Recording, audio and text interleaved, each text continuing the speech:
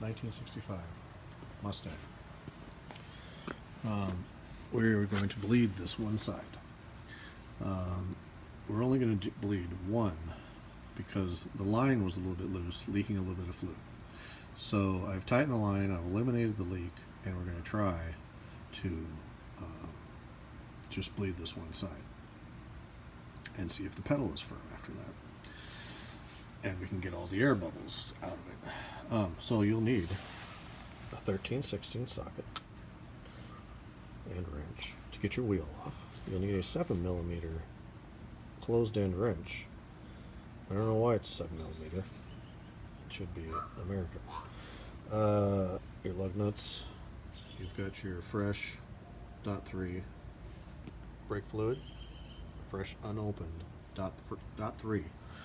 You have this contraption that I've made probably 20 years ago to bleed brakes.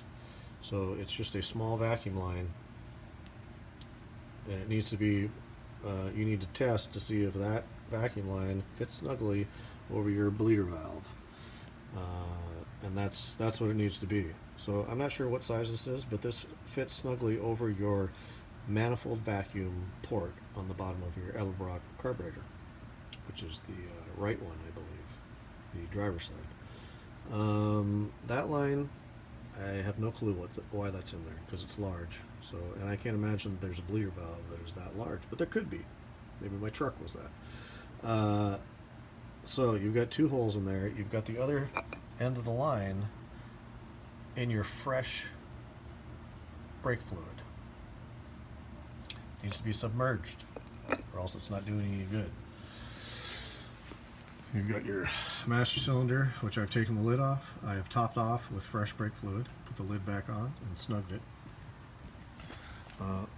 Air is your enemy, so that's why this jug needs to be fresh with the seal not cracked yet, because air equals moisture. You get your bleeder valve, which is right there.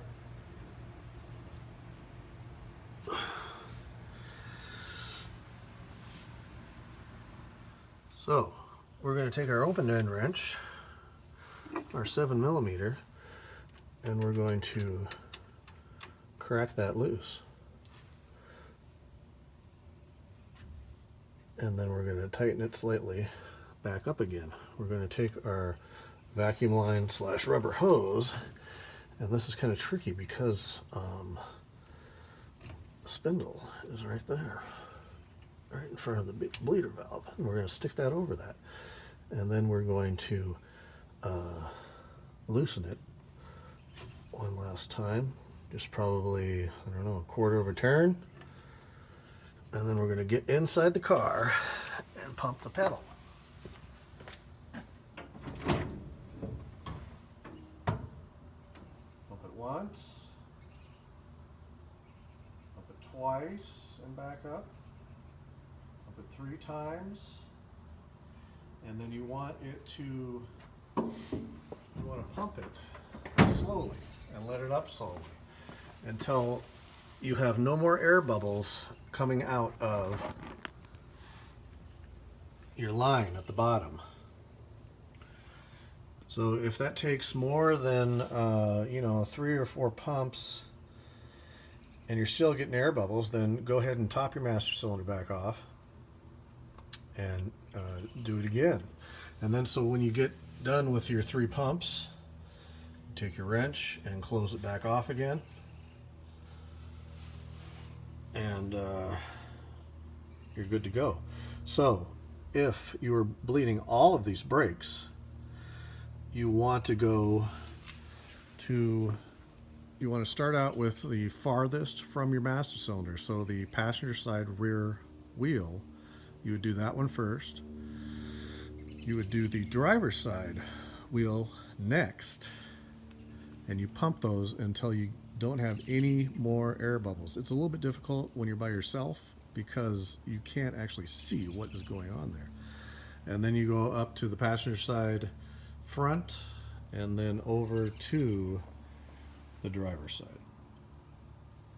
making sure to use fresh .3 fluid.